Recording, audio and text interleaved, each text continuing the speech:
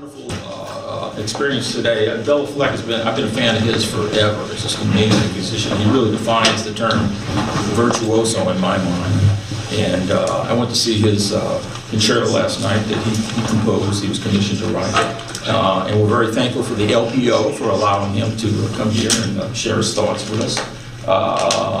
And you should go check it out if you get a chance. You know, he's going to be performing, I think, tonight in Covington tonight, and also tomorrow he'll be performing at the Orpheum Theater. So how about a hand for Bela Fleck?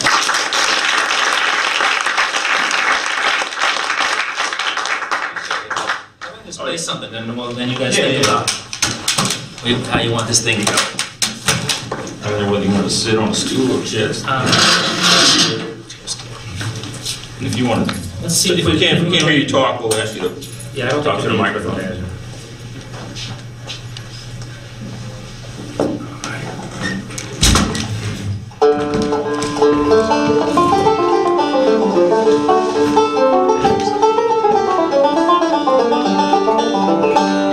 So I started up in bluegrass, and the first thing I heard was made me want to play the banjo was this.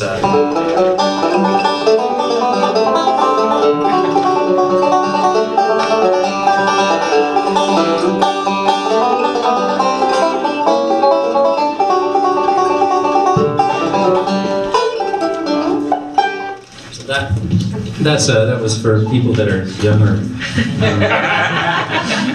That was a theme song for a TV show called The Beverly Hillbillies, which is a pretty dumb show. But the theme music was done by a group called Earl Scruggs, and the banjo player was a guy named Earl Scruggs. And Earl's the guy who figured out how to do this sort of rotating three fingers deal, which is you can play effortlessly fast in a certain language with this technique. Basically rotating fingers.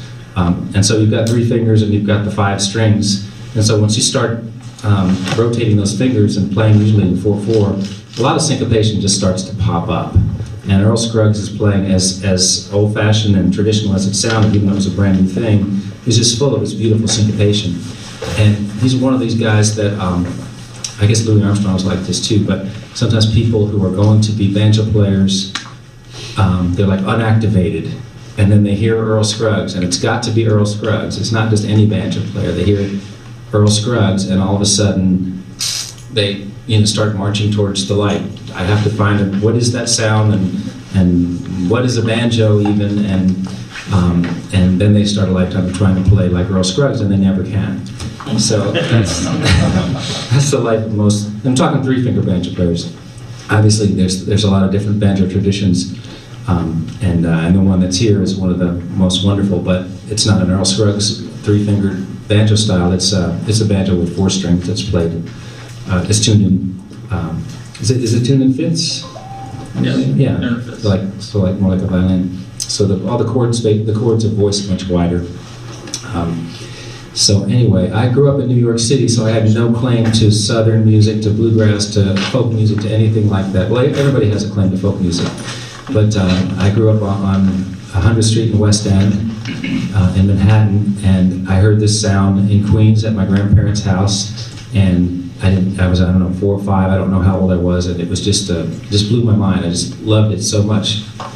But that took me a long time, because I thought that wasn't something anybody could actually do, is play the banjo. That was not for human beings. It was just so complicated and amazing. I just never. But then, meanwhile, I learned to play a little guitar, and I got interested in music. And then, just as a fluke, my grandfather bought me a banjo, a 5-string banjo, right when I was about to start high school. When I was 15, and I went to visit him in upstate New York, and the day before high school started, and there was this banjo, and I was like, that's what I never told anybody. That's what I always wanted. I want to play that instrument. And that was around the time that dueling banjos had come out. I know that was one of the huge banjo hits of the century. It not only did it get the banjo in front of a lot of people like me that were eager to find something to get into. It also made some horrible references for banjo throughout history. It put the banjo into a dark place in people's minds, and it became even more of a laughing stock. which is sad, actually. I mean, it's funny, but it's sad too, because the banjo, it comes from Africa. We forget about that part of the history. And it was a founding member of jazz, in Louis Armstrong's early groups, the music of that time, all the people that were playing around that time. Banjo made a lot of sense for those groups, because especially if you're walking down the street or playing a place that doesn't have a piano and you want some chords. And you'll notice just here in the room, if I play with a single notes, not that loud, but if I hit the whole banjo, like if it was a pick, that'd fill up a room, right? You hear that on the street, it's much, much louder. And so the folks that play New Orleans banjo play banjos with a pick, and they can fill up a room, and they can play with drums, and they can play with horns and be heard and be the chords. And so it made a lot of sense at that time. But as time went on, well, here's the thing. The banjo was around, so it was being played in early jazz. But there was all these dark connotations to it even then, and it was for black people that was a dark thing, because the banjo was played by the slaves, and then the white folks started to imitate the music of the slaves, and they'd start to put on blackface and imitate the music of the slaves, sing about how great it was on the plantation and all this kind of stuff. And so by the time jazz got going, a lot of people were kind of dark on the banjo. It was kind of becoming a symbol for black people of slavery. And so when the guitar showed up, I had a conversation with Danny Barker, who was part of that scene. He was a banjo player at that time. He said it was like the first guitar was on a record. I wish I could remember what record it was. Maybe you know. The first recorded guitar. And it wasn't Charlie Christian. It was something else. And all of a sudden, everybody wanted guitar in jazz. Nobody wanted banjo anymore. And so all of the banjo players were out of work. Danny told me they were instantly fired. And in fact, Gibson made an instrument for them called a tenor guitar. It was a 4-string guitar that sounded like a guitar but played like a banjo. You could tune it like a banjo, and you could play all your chords from your banjo world, and still get a job. But of course, you couldn't hear it very well. Right. So anyway, he told me that a few years later, the Vega Banjo Company, was a real nice banjo company, got in touch with him and said, hey, we're trying to sell banjos. We'll give you one of our top-of-the-line banjos if you will play it on one song in the Cab Calloway show, which he was playing guitar in at that point. And so we went to Cab. He said, I got to ask Cab. And he went and asked Cab Calloway. He said, can I play banjo on one number? And Cab said, absolutely not. We're trying to get past that old thing. So at that point, the banjo just got excised out of jazz in the general sense. It was still happening in New Orleans as part of the community here, but it just gradually, not gradually, very quickly became part of an older sound, and guitar became the thing. And around this point, Earl Scruggs shows up and gives the banjo a new life, coming from the North Carolina mountains, Shelby, North Carolina. And it's just a very sophisticated musician. You think about these guys like Louis Armstrong, obviously, is a monster person like this, but also B.B. King. The people, you hear them and you just hear something old and powerful in them, despite, whether you like that kind of music or not, you're drawn to it. So, anyway, that's my little deal about the banjo, about the history of it, where it comes from, and I can't tell you why I love it. But growing up in New York City, I just started getting into learning to play a lot of different kinds of music on it, because that's what was around me. And where Earl Scruggs was, a lot of old-time songs were being sung and played, and he learned those on the banjo, and that was the center of his banjo playing. But I grew up in Manhattan in the 70s, so my playing reflects that as it should. But it made it a little difficult when I started playing with bluegrass musicians from the South, because I was like a Yankee and I didn't understand Southern music, all that kind of stuff. And whether I did or not, part of it was just that I was a Yankee. I wasn't part of the club. But I just kept on learning things that I was excited about and trying to find ways to fit into things. And gradually I just started developing tools to play the music I was hearing and play the banjo in a more contemporary fashion. So that's my story, pretty much. Yeah. Should I play something and then we can think of some questions and we'll just sort of see where we... Okay, I'll play something. I'll do it this way so you can just hear what it sounds like.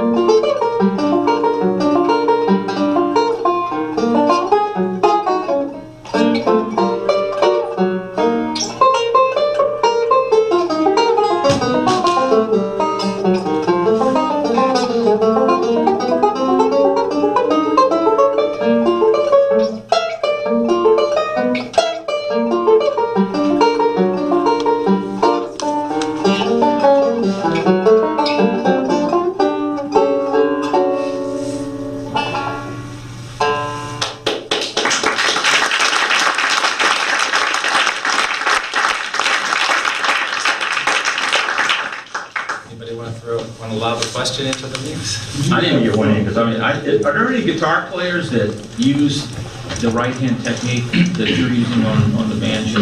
I'm just fascinated by how much, it's such an economy of movement with your left hand that you're getting so much motion. And like when you do linear things, like right. lines, jazz lines and stuff like that, how do you, are you going between? Yeah. And that's thumb and index fingers? I do. I mean, I do thumb and index as if they were a flat pick, pretty much, and then I bring in the third for certain kinds of triplets. I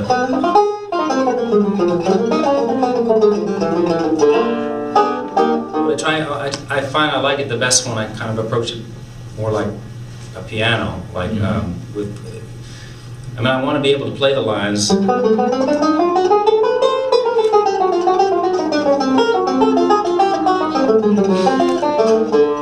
So I don't know what I'm doing exactly at this point, but I like when I can get into using the open strings and creating things where the three fingers can get going like a.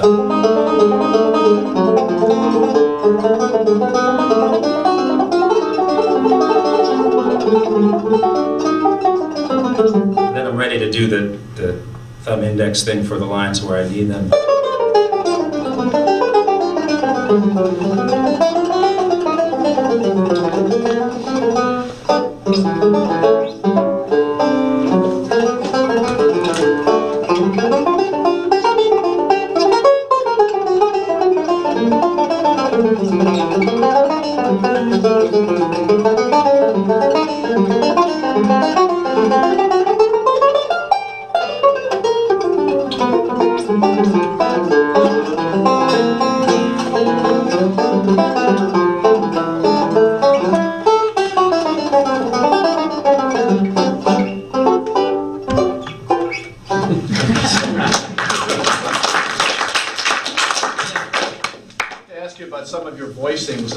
In particular, the concerto last night, you're doing some amazing things where you hear a more traditional chord, and then all of a sudden you hear some chromatic lines, or sometimes it seems like just shapes, because to my ear, sometimes they're undefinable chords. Could you maybe comment on your approach to creating more advanced harmonies that you do? Yeah, sure. A lot of it is guesswork for me. So I go in and out of finding things that are conventional, and then I just sort of follow my ear. And I've gotten better at just sort of letting my fingers and my ear lead me in and out of trouble when I'm improvising. Like with a piece like yesterday, that was a real composed piece. I've been working on it for a long, long time. So everything that's wrong with it, I can't blame on bad choices improvising. You know, it's like, and everything that's right about it, I guess I could take credit for. But in particular, there's really moments in there where you're hearing chromatic motion. Something in the banjo part in particular, or in the Yeah, in the banjo in particular, where you're moving one note and it's like, ooh, whoa, what is that? Well, that's one of my favorite things to do. Just when I pick up the banjo, is I'll just go to a conventional sound and move one finger. I know it sounds lame. Could this possibly be good? But when you start getting into it, you just start going.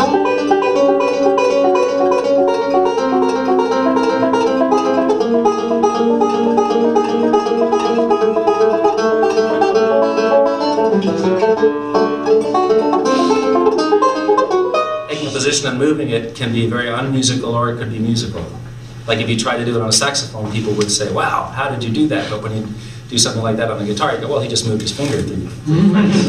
So that's the funny thing about how, what is idiomatic on an instrument, you're kind of rated by that if people know what's idiomatic. But if they don't know, and it just sounds good, then people who don't know just think it sounds cool. You know what I mean? So with the banjo, nobody really knows what I'm doing except the banjo players, and so I kind of feel like I'm free of convention. Like I just sort of try to find stuff I like, and some of it could, you know, makes more sense than others. Yeah, it's very refreshing, and that's why I was curious what was your approach. Because I'm not hearing a lot of standard, you know, harmonic things, just more shapes moving, like you're saying. And right. Well, I'm avoiding creative. Conventional things intentionally, and I'm not pretending that I'm not musical, or that I don't play music or have strong opinions about music, and that I'm not, you know, very strong-willed about a direction. It's just that how I get to it is sideways. It's not from a training. It's more from just developing a musical personality. So, like if I'm working with a band, that's not, I mean, this is very unusual for me to be playing with an orchestra. That's something, it's kind of a high jump, and that's what I'm doing, is to learn from it and be pushed by it. And it's a very different discipline, you know, as a writer and as a player. I mean, trying to play the thing the same way every single time is, I mean, I'm so scared when I'm looking at, I have to look at the music, because if I go left a little bit, I go into my improvising self, we're all screwed.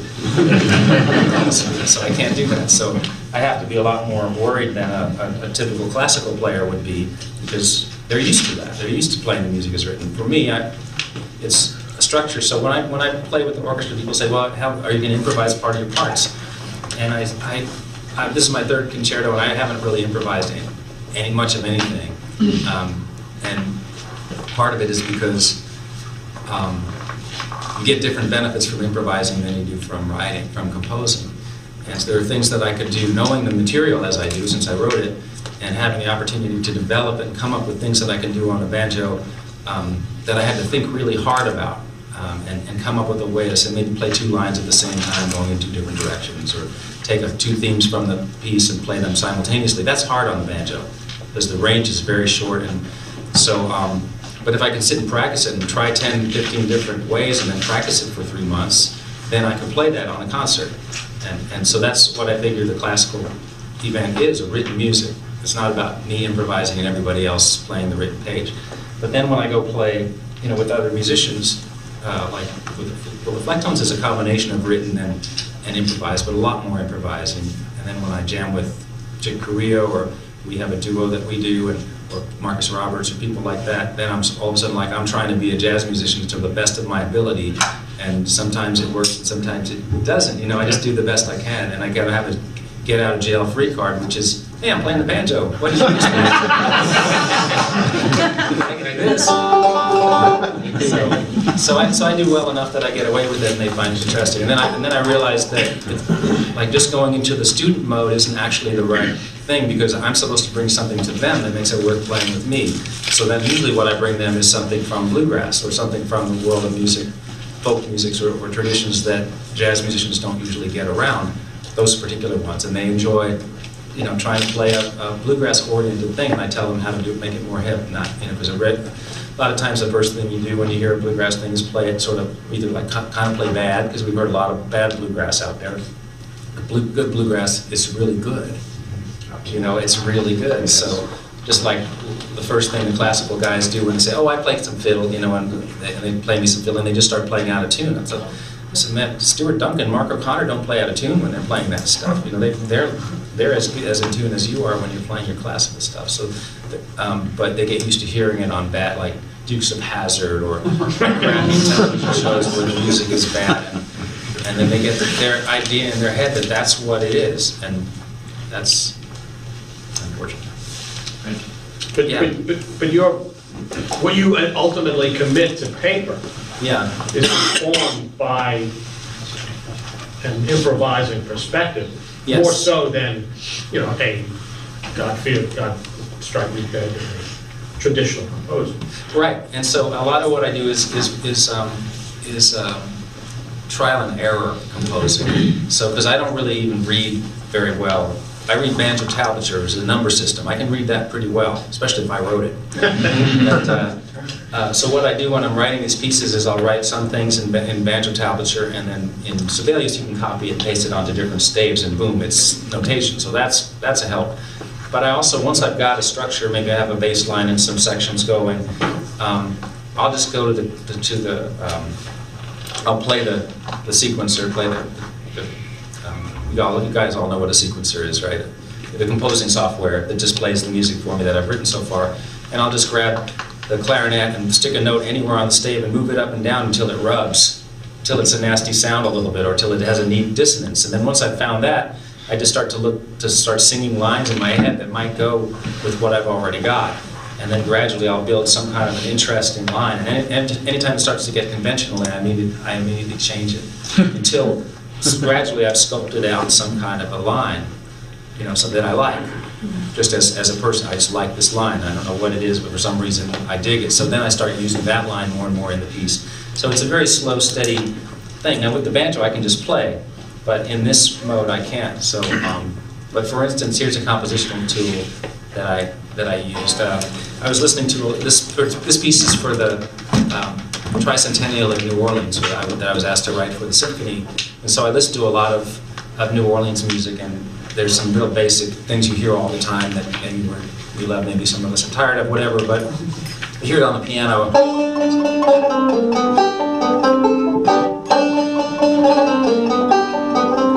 Something along those lines. It's like Big Chief, is that what it is? Something along those lines. I'm not playing exactly like he did, but it feels pretty good on the banjo, so I started thinking about that. Well, that's neat, and I started playing around with it.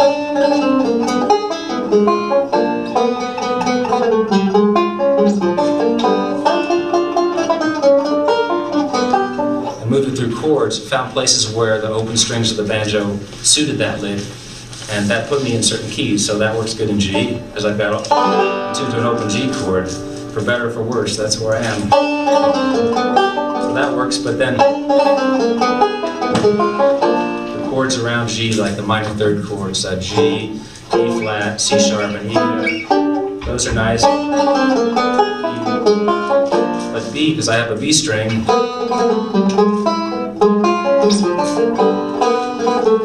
it just works. So anyway, then I had that. I had these three chords that sounded nice playing this Professor Longhair-ish lick.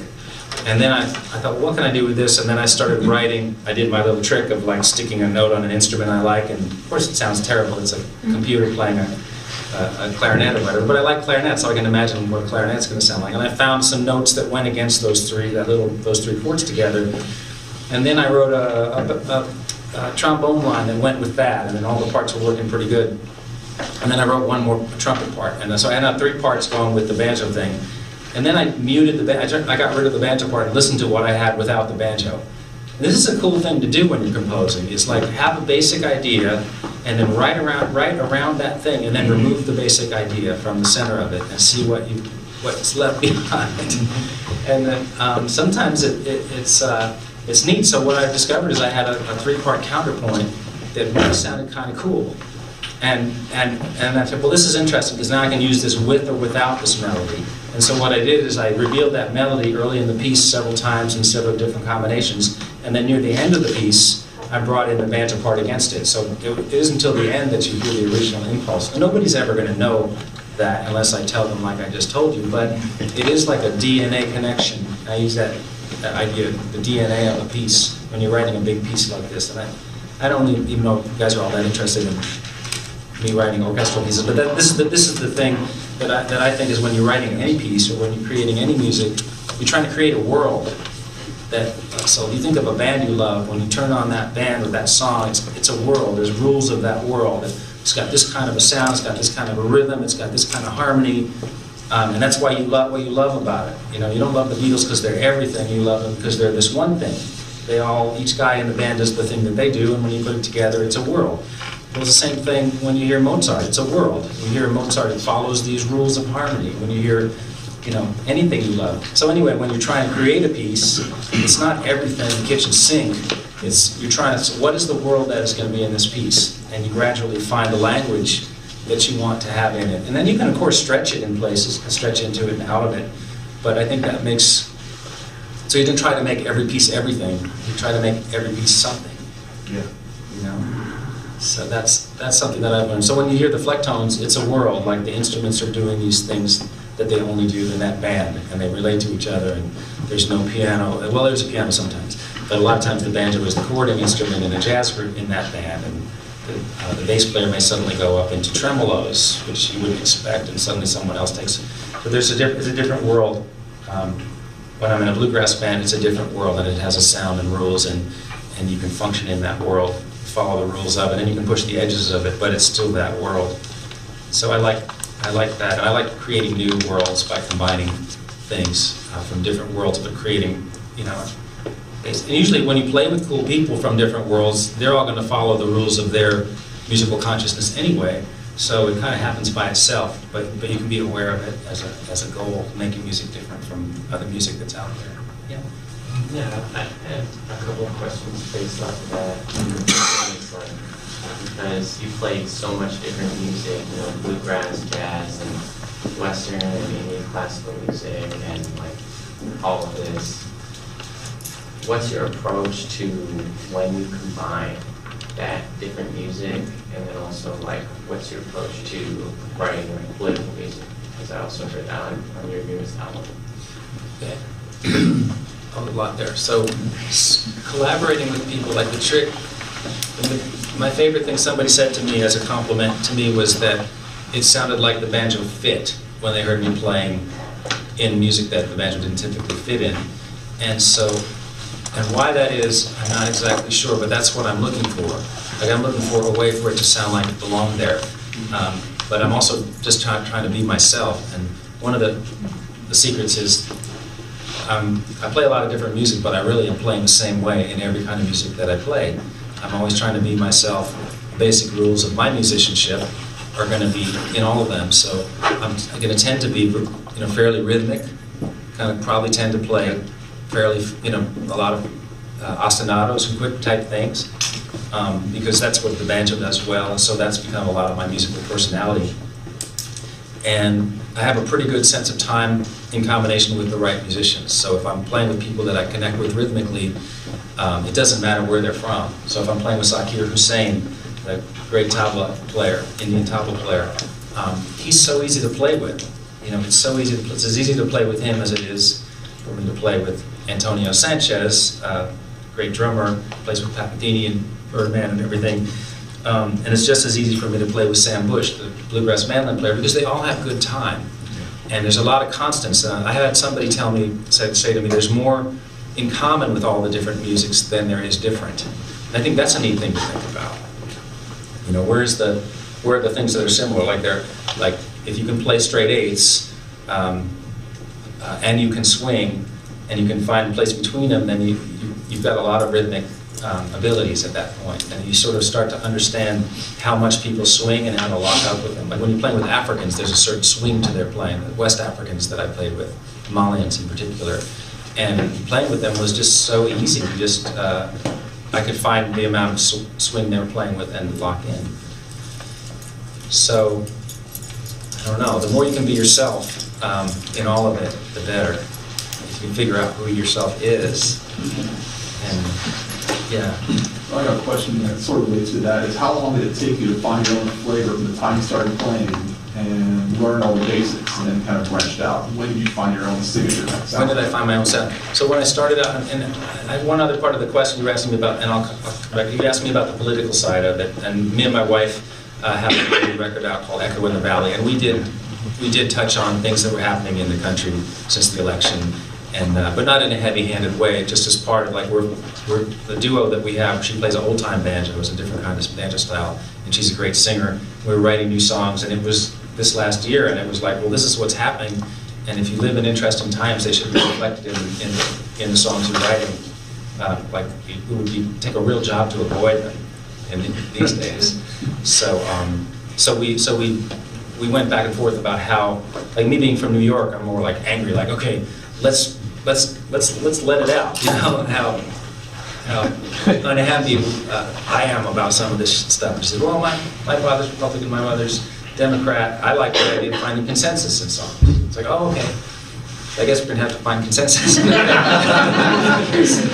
So it was a process, and we would have a song written like a verse and chorus or whatever, musically, and we knew they were in good keys for her to sing, and maybe she would sing some words that just sort of fit, and we didn't know what the final words would be, and then we would both write verses, and we'd have writing sessions where we'd just sit and both write, and then we'd share the lyrics we'd come up with, and it's really hard to collaborate like that with your wife, because if she doesn't like what you did, you take it personally. If I didn't like what she came up with, she took it personally, and we discovered that we needed to go through that process and then leave it alone for a week or two, and then come back.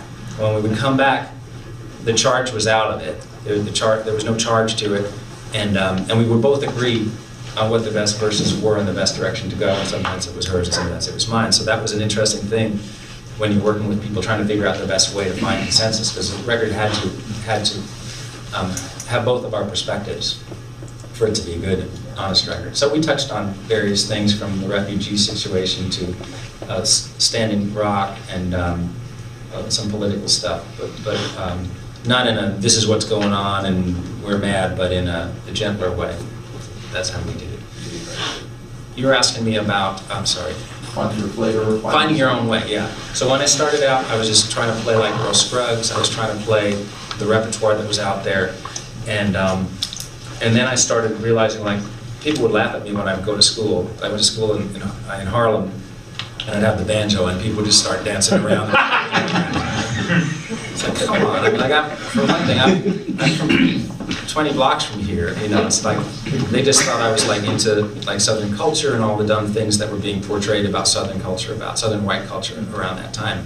And that wasn't why I played the banjo at all. I just loved the sound of it. I loved Earl Scruggs. I loved the way it sounded. So, at any rate, I discovered that if I played, if I did this.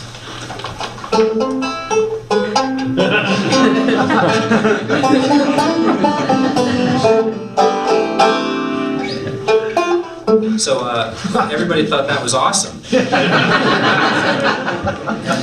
And, so, or if I played a little Grateful Dead riff with the stoners in my school, everybody was like, wow, I didn't know you could do that. And everybody thought that was cool. So that encouraged me to, like, that was one thing. But then I fell under the spell of this great banjo player named Tony Trischka. And Tony's an amazing guy who really broke this whole Scruggs style, the things that were going on with the banjo up to that point. He kind of broke it open and started doing this really creative, sometimes dissonant stuff with, sometimes he'd have people playing in different keys at the same time. He was like exploring a lot of neat ideas without actually being a jazz musician. It was very jazzy music. Stuff in 5/4. Stuff with harsh dissonances, very expressive, very kind of primal, but very advanced stuff. And so I started taking lessons from him when I found out that he was, after I became a fan of his music. And then I became him. I tried so hard I fell in love with him and his music and everything about it. And just because he's just one of the greatest guys. In fact, I think in a way he took a father place for me, because I grew up with a father. And so, and not only was he an awesome guy, the stuff that he was playing was just so badass, you know. So that became my new goal, was to play like him. And so I'd go to him, and we didn't have a lot of lessons, but every time I would go, I would just sort of soak up. We'd play together, I'd tape it, I'd get him to explain how he did things on a record. He'd say, why do you want to play the way I played it on a record? you should play the way you want to play. But I want to know how you play that. You know, I want to play just like you. And it got to a point by the time I was graduating high school, there was a party, and he and I were jamming, and somebody said, "Man, I can't tell which one's Tony Trischka." You know, and I was like, "Yes!" And then it occurred to me, there is a Tony Trischka. There already is one, and I wasn't being Tony Trischka wasn't the goal of, or shouldn't be my goal, although it was a wonderful time, you know. And then I started looking for ways to differentiate myself from the things that he did, and I actually had to like erase certain things from my playing that were so much like him, because he's a New Yorker, New York Stater, both on the Yankee side of banjo playing, you know, which isn't always well received in the South. And at that time, there was a lot of division between camps of banjo playing. There was a lot of anger about the things he was doing on the banjo. So anyway, I looked for the things that he wasn't doing yet. You know, the things that he wasn't actually playing the scales, he wasn't playing the jazz harmony stuff as legit as I learned how to do it. He couldn't get out a real book and like play all the things you are. And so I started trying to figure out how to do that, you know, and then that gave me a lot of new tools. And then I saw a concert with Chick Corea and Return to Forever when I was 17. And I saw, I'll tell you, this, the way Earl Scruggs plays the banjo, you tend to think in positions, right? Like it's tuned to an open chord, there's an open chord, and then there's first inversion, second inversion, and then it all repeats at the 12th fret. So most of bluegrass banjo playing seemed to be built around that. You know, if you were going to move up the neck, you go.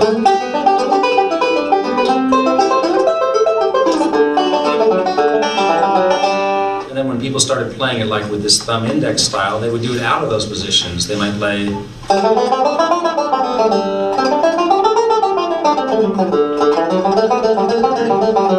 They start moving up the neck and doing it like out of the second position. They go out.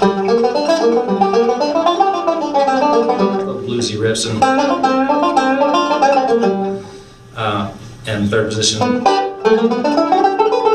Very sort of ticky like scaly little licks and stuff.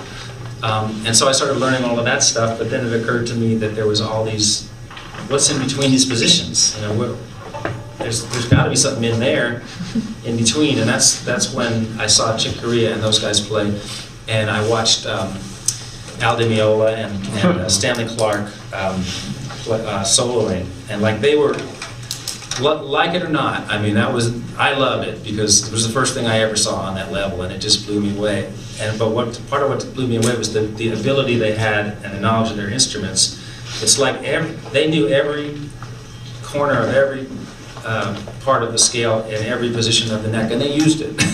They would be all over it, and I just left the concert going, all those notes are on the banjo, I mean, within my range. Those notes are here somewhere, and I have to go find them. Like that night, I stayed up late just starting to figure out these basic scales.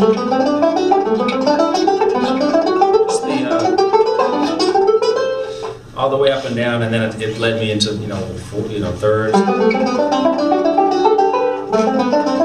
of that, and then fourths, fifths, sixths, sevenths, octaves.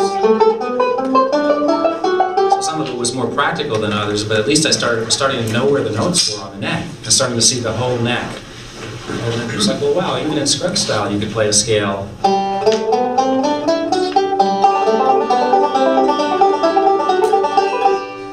And you could do all the same exercises. And then, so anyway, the banjo neck just sort of opened up to me. And even in bluegrass, I could use a lot of these ideas. I could use the open strings around the scales, and then I should really know those scales and in every key. And so I started learning in all 12 keys, minor, major scales, from the bottom note to the top. And it just unlocked a lot of things for me. So that's the banjo side of it. But on the personal side of it, I think that when you're looking for your own style, you have to learn to listen to yourself. This is probably more useful for you guys, but if you're not already doing it. But everybody's got a musical personality sort of embedded in them from birth or from fairly early on. It's like, and it comes out when you love something. that's the thing you have to listen to, is when you love something. Because what is love? I don't know. But to get to, yeah, you know what love is? Oh, no. Sure. I mean, yeah, I guess so, but sure. But Let me just finish this thought. Yes, sir. Unless is it directly related? No, sir, Yeah, go I'll be ahead. right back to you. But so just to finish this idea before I lose it, which is that when you love something, it's something in you saying there's something in this for you.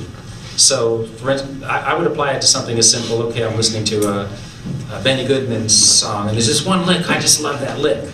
Okay, I can't learn the whole solo yet. I didn't have the ability to learn the whole solo, but maybe I could learn that one lick. And when I learned that lick, and I learned it on the banjo, and then I learned how to move it around the banjo and play it in different inversions, something about it called out to me, and it was information that I wanted and I was attracted to. And you have to listen to that, because there's so many things you could learn in the world. It's actually not practical to learn all of them. And then I'm going to be 60, it's like I'm going, I got to pick my battles, I got to pick the stuff that's worth going after. It's going to be true at any age, because it's a big world of music out there. So I just have started the idea of just following these things. If you really love it, that's the thing that lets you know that you should pursue something about this thing. So other people may not love the way you love it. That means it's your personality is telling you that this is part of the sound that you could incorporate into what you do. So I just think, so a lot of people don't like to slam on Kenny G, and I think that's fine. But he had a sound in his head that he loved, right? I mean, I know what people don't like about him and all of that. That was a cheap shot, and I apologize.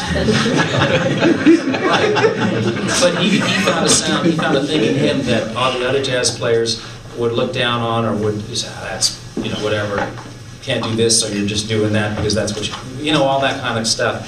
But meanwhile, he found something that connected with people because it connected with him. Yeah. It started with something that. So I'm not saying, the choice of music is yours, but a lot of times you hear these stories about people who everybody tells them not to do this thing, but it's the thing they really want to do. And so I just encourage you to pursue when something jumps out at you and you have an emotional, strong reaction to it. That's a message to you from your brain or the world or whatever it is. That's something you should pursue and make part of your musical story. Okay. Your wife and you and your wife have different styles of playing the banjo. Right. I was going to see if you could talk about what it was like when the two of you started writing music together, kind of merging your different styles and, as you said, your different music personalities together. What was that like? Yeah. So Abby plays in a clawhammer style. I'll do a really bad demonstration of it because I'm not good at it, but it's like where I'm wearing finger picks and I pluck up with my fingers and put it down my right? thumb. This is a...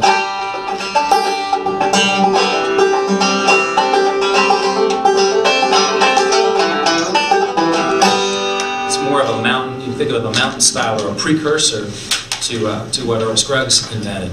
And it's much more connected to African music. When I went to Africa, the musicians in the Gambia were doing this exact same right hand. They call it clawhammer because your hand looks like a claw. It doesn't really move, your whole arm moves.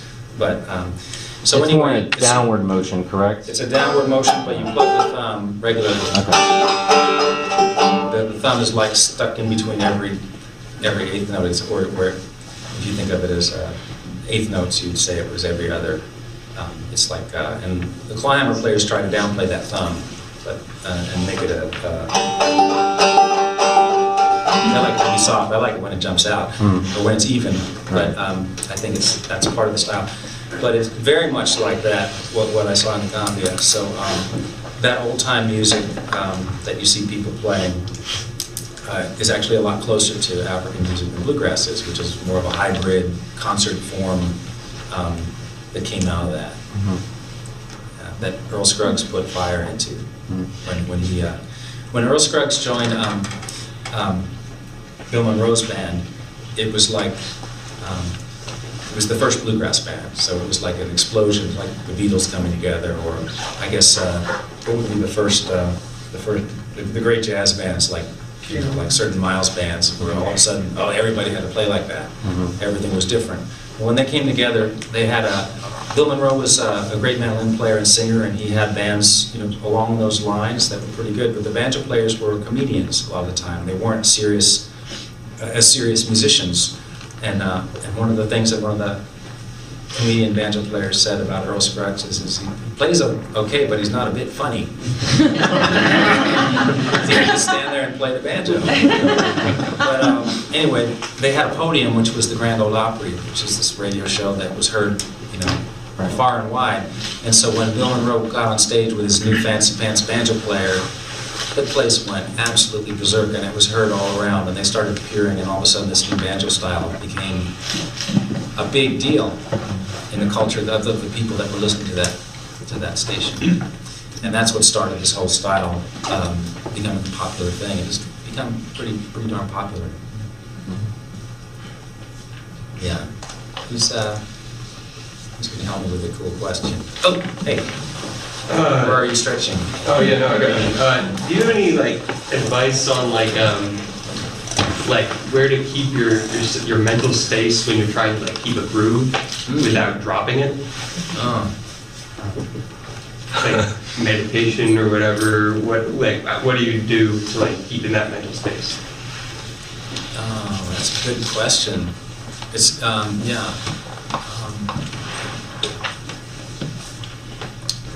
usually for me, it's about not rushing, because banjo kind of leads you to want to rush. Something about the nature of it.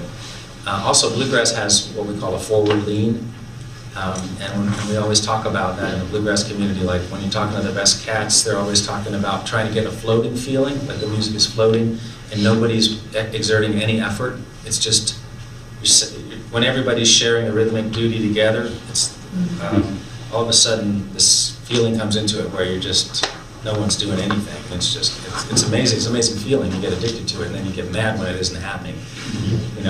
So that's one kind of rhythm. But so for me with that, it's about not getting too jacked up. I had a cup of coffee and a Coke before the show. I have no idea why I'm rushing. That sort of thing. But it is about, a lot of times you have to keep yourself cool. Like you can't get that emotional. You have to keep some part of yourself really relaxed. And I have some friends, great bass player, I think he's one of the great musicians in the world, named Edgar Meyer.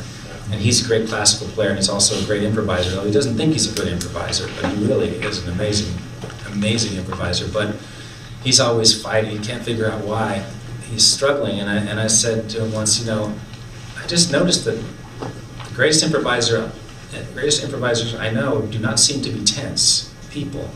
Like playing with Chick Corea or Marcus or Branford or some of the people I've been so lucky to play with. It's like it's almost like 60s beatniks or something. You're like, hey man, everything's chill. Everything's chill. And then they get out there and they're playing from this chill place. They're not playing like this, and when you think about the best music, it's usually not like that. So finding that calm, wherever you can find it, is, and sometimes it's about breathing. Like one of the things with me is I'll forget to breathe.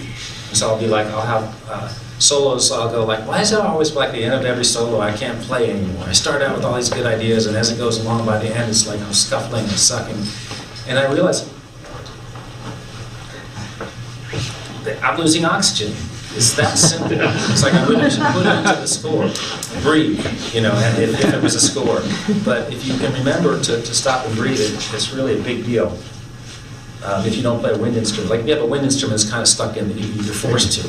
And so a lot of times if you play an instrument that's not a wind instrument, you're trying, everyone says, try and play more like a saxophone. Try and play more like a human voice. All the best guitar players, or piano players that can play as fast as they want for as long as they want.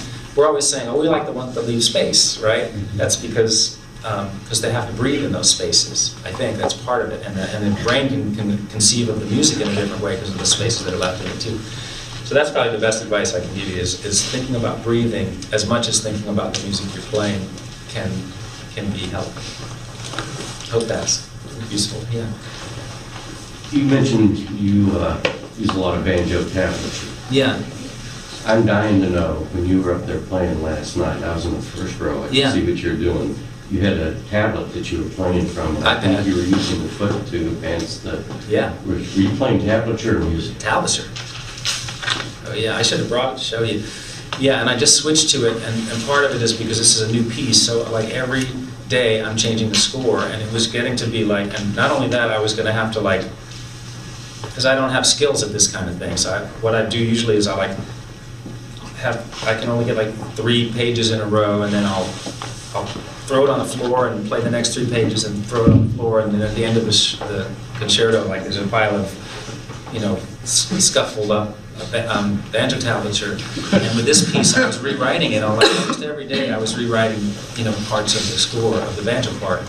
I just kept thinking I'm just working on everybody else's parts, and it got down to like a few weeks before a year, and I started playing. So this isn't good enough. I got to come up with better stuff. So I needed a process where I could keep changing it and changing it, even through the performances, which I'm still changing it. And so I went to this iPad with a pedal. It gives it a message to switch pages.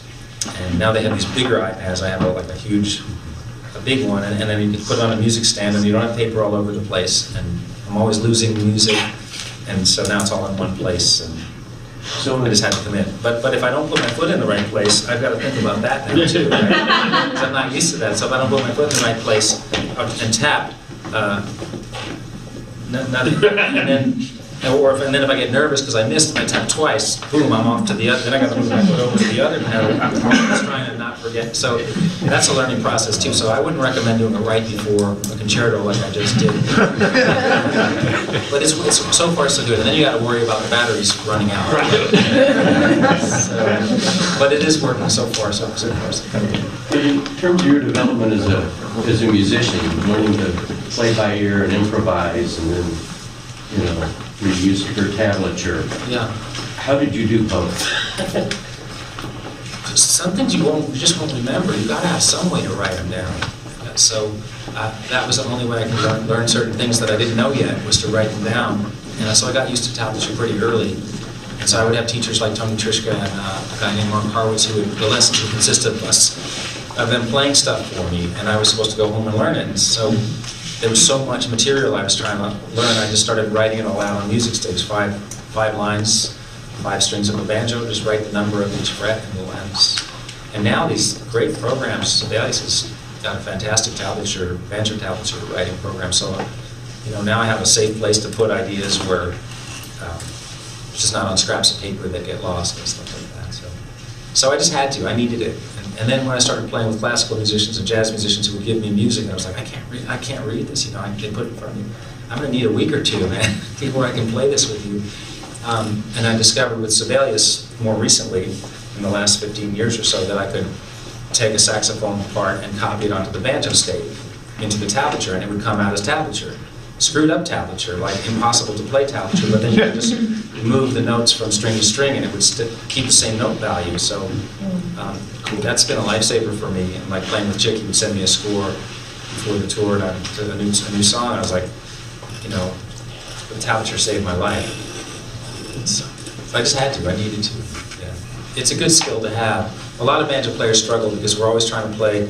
People get trapped in tablature. If they start, a lot of people don't escape it, and they can't play without this. And so we're always trying to get banjo players to get away from the tablature. And I just think you got to have both. You got to have a way to write something down. You got to play from the ear. I wanted to change the subject a bit, but the stuff that you did with Edgar Meyer and Zakir? Yeah. There's a lot of free improvisation on there. I also just wonder if you had any guidelines for that. And also, I was wondering if you would mind doing some free improvisation with some of our best students here. You can pick who you would like to play with. I don't know them, but I'll try. Yeah. But because I know there was a lot of improvisation, but it was also very through composed, and it seemed very seamless, you know. And how did you go about making that recording? Well, the way we got together with Zakir was a concerto. It was a piece that Nashville Symphony asked Edgar and I to write with a third person, and because we were Nashville people and they were building a new hall in Nashville, they wanted Nashville composers to write the opening piece for the hall, so they asked us to do a triple concerto because we had just done a double concerto already. And so Edgar and I put together a short list. Winton was on there, and Bobby McFerrin, and Zakir. And Zakir was at the top of the list because we thought we could learn the most music from him. He was the guy we most wanted to, because he had the most information that we were not privy to that we wanted about Indian music. And Nashville suddenly said, well, we want Bobby. So luckily Bobby said no. I would love Bobby. I would have loved to do it with him too, but luckily in this situation, for this, we ended up getting to develop this great relationship with Zakir, and it started out as a composing relationship. We would get together and write for a day or two, and then go off, and we never got to play together. We would always get together and write, because we had to create this piece on a deadline. And then finally we did the piece and we learned to play it, and that was the first we played together, was learning that piece, which was very complicated along the lines of the piece I'm doing here, but even more Indian rhythms. We took a lot of tabla compositions, which are these very complex rhythmic compositions, and put notes to them, like creating a jazz head to an existing rhythm. And then we started booking gigs to play, and then we had to come up with music to play together. And so we started by taking music from the concerto we had written and fleshing them out into separate songs. And then there was improvisation in all of those. So that's really it. But playing with him, that's an amazing record. Thank you. Amazing.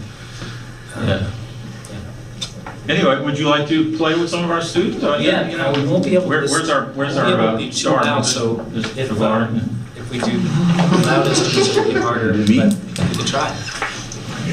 What do we got? It is. It's a pretty warm Gibson flathead. Hi. How's it going, Martin? Hey, Martin, where do you play? Thanks. Why don't we start? Who's going to play? Hi. I've been a big fan of you and Edgar for a long time. Thank you.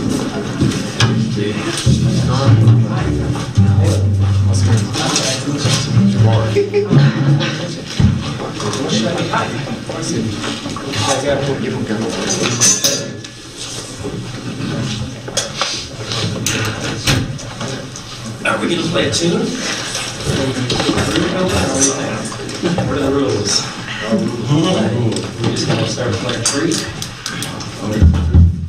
At first we was talking about Let's do that. That's good. Sounds good. I can use this for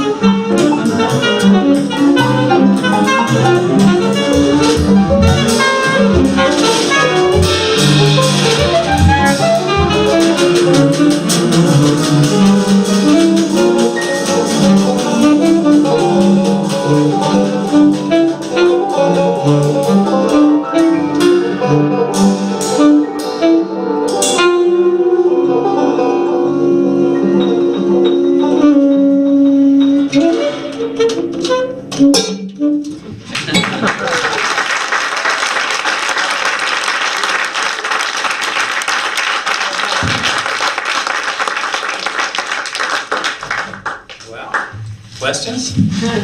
Nice playing, guy.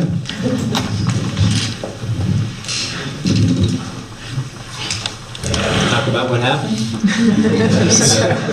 Try something else or answer questions? Or should we do? You mentioned earlier about how you tend to be very rhythmic and busy because of the bluegrass style and everything. And I'm going on aging memory here, but it seems like in a lot of the early Flecktones stuff, were you consciously trying to restrain yourself from running all over the rest of the band?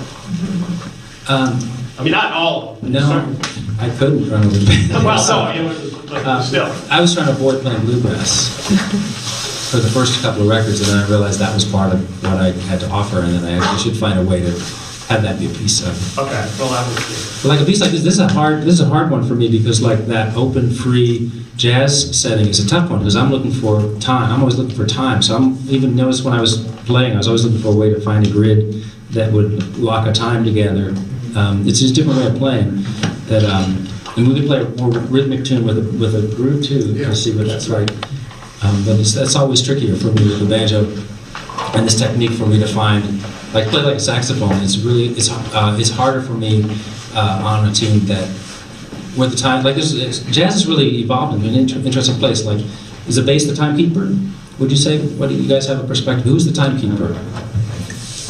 Because ever since Tony Williams, it seems like jazz drummers they could be totally wild from the beat, and where before that it seemed like there was a lot more of like straight timekeeping. I'm not making any kind of qualitative judgment. I'm just saying as I try to figure out how to play with different people, I'm trying to figure out where they're coming from. And, it's easier for me as with the sound of the banjo and the rhythmic qualities of it, because the notes are so short, to lock into some kind of groove than it is for me to float over the top and look. But I've tried to get better at it. It's a good challenge for me. So I wasn't sure exactly where it was coming from, and so I tried to provide it at times, and I tried to sail over the top and connect with. And when I hear somebody do something that I know how to respond to, I would try to respond, which I think is always nice when you let people know that you're it's like going, But you have to know what they play or something like it to be able to respond. Non-musical business question? Business question. In the early days when you were playing the Flecktone stuff, how difficult to get gigs for that band when you were playing something that hadn't even been invented yet? With the Flecktones, Fusion-y type of banjo music that is, how do I you... thought it was going to be a lot harder. The band was just so weird that there was some kind of entertainment value to it for people that couldn't really, would not normally listen to anything jazz related or instrumental music at all. So that was kind of in our favor, and for a while it was like, okay, what's that? What's the word for that? Something is Eclectic. not just eclectic. Novelty? Novelty, thank you. A novelty thing. And so I always thought, okay, we're novelty because like we got the guy playing drums on guitar, and we got the guy playing jazz on the harmonica, and the guy playing jazz on the banjo, and the guy thumping the bass. And it just seemed like a bizarre thing, and then we actually sounded okay. So then people would maybe give it another listen and go, oh, that was cool. Did you hear those guys playing those weird instruments on TV? And we got a couple of TV things because we looked so weird and sounded okay. You know what I mean? And we didn't sound that great right at the beginning, but we sounded okay. And then we got better because we stayed together. So I don't think a novelty is a bad thing if it gets people's attention, and then you try to do some real music. You get them in the door. Just say hi. Oh, yeah. So we used it for that. Once we got people there, we would do everything we could to do music that we were really proud of. And it wasn't designed to be a novelty. It is what it really was. So that attracted a certain amount of attention that was helpful. And then pretty soon, and the other thing about it is, honestly, Victor and Future Man are great performers. I think everybody in the band are in a way, although my way of performing is just standing there. That's how I perform. Bob Dylan's a great performer, but he just stands there. So I thought, okay, you don't have to. My performing is being into it. That's my stage persona. I'm into it. Oh, he's really into it. He never looks up. Okay. It worked. But it worked because the other guys in the band were so different. So like Howard was very flamboyant with these big arms and this harmonica and all these moves. And Victor and Roy, they worked at a theme park for many, many years called Busch Gardens. And so they would they'd be in the German show or they'd be in the whatever show, and they would put on a show, whatever the show was expected. And so they had no problem with being dramatic and doing things like Victor flipping his bass around his neck or doing a hand, what do you call it when you turn over backwards in this? Cartwheels. Backflips while playing at the end of the show with Flecktones. That helped too, bring attention to the So there was an entertaining quality to we didn't have a problem with entertaining, where a lot of people that play jazz really have a kind of problem with that. That's not why they play it, and it's not in their personality. But luckily, in our case, it was in everybody's personality, so it was natural. It wasn't like we're putting on this trip to try and get people to watch us, because when you see people do something that's not natural for them, it doesn't work. And I'd rather see a bunch of guys that just want to stand there, if that's what they play like and how they feel right, than a bunch of guys trying to jump around and do a bunch of stuff to get you to watch them when it's not honest for them. But, Mick Jagger, that's honest for him. It's fun to watch. It feels real. So. Thank you. Man, I don't know. You want to play another show and then call Yeah, it? let's do something with a little more of a pocket kind of a beat, and then just to have a different experience together. Let's fun with a little. Oh, do you know Sonny? Yeah. I like it. Can you play it? Can you I'll start it. You just fall in. That's it.